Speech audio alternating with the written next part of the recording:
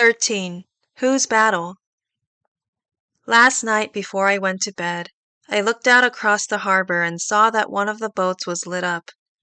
Work must have been going on, for this morning the boat is piled high with lobster pots on the deck, and although it is nearly noon, she still lies anchored, swinging gently in the wind. I wonder when the fisherman will take her out to sea to set his pots. Perhaps the wind is too strong. 3 purple finches, a song sparrow, and a robin are busy on the front lawn. The finches are looking for the puddle where they have been bathing regularly. It has dried up in the sun. The song sparrow finds seeds in the grass. The robin, a sleek, handsome male, cocks his head to listen. Is it true that they can really hear worms crawling? Then dives headfirst into the ground, comes up with a worm, which he tugs and finally wrenches free and swallows. A bobwhite repeats his name again and again in the thicket behind the house. There are more wild roses blooming this morning on the rail fence across the road, vivid pink and white. You would love it here, I know, for you have always loved the sun and the outdoors. But you have it in you too, I am sure, to love London.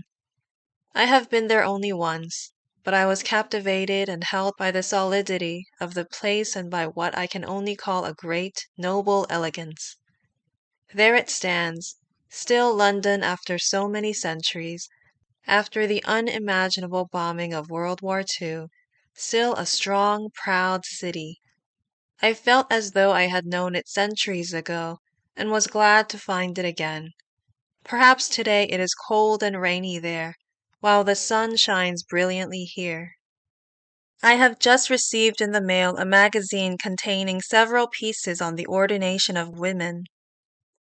The authors take a less serious view of the creation story than I do, and base most of their arguments on the competence of women to do the job of a priest or a minister.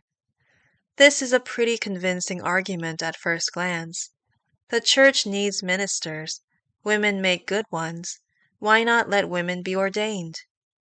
Fish swim, birds fly, men trap lobsters, robins yank worms out of their safe underground tunnels, cities rise, civilization moves ahead.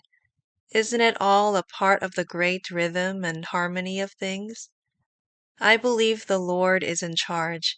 I have to believe that even when I think of what the wooden pots mean to the lobsters themselves, and of what the robin's deadly beak means to the hard-working worm, and of the uncalculated pain and sin of London, or the many places in that city where it is not at all noble or elegant. The universe moves at the command of God, and men and women are at all times under that command, but distinct from robins and lobsters, they have been given the power to disobey. They are capable of doing a great many things they are not supposed to do. The ability to do them is not a command to do them. It is not even permission. This simple fact, so obvious in the physical realm, we know perfectly well we're not supposed to smash other people in the face, capable and eager to do so though we may sometimes be, is easily obscured in the intellectual and spiritual realms. We discern in ourselves certain propensities or even gifts, and, without thought for possible restrictions which may be placed upon their use, start wielding them. The results may be far more destructive than smashing somebody in the face. Men and women who have used their minds, their talents, and their genius to move multitudes to evil have used their minds, talents, and genius given to them by their Creator. But they have not asked what God has commanded. They have not offered themselves first to Him, trusting His direction for their proper sphere of operation. So the question of ordination hinges on far more than competence. It cannot be decided on the basis of the Church's need, or an individual's urge, or any of the sociological or humanistic arguments put forth by those who seek to liberate. It has to do with things vastly more fundamental and permanent, and the meaning of womanhood is one of these things.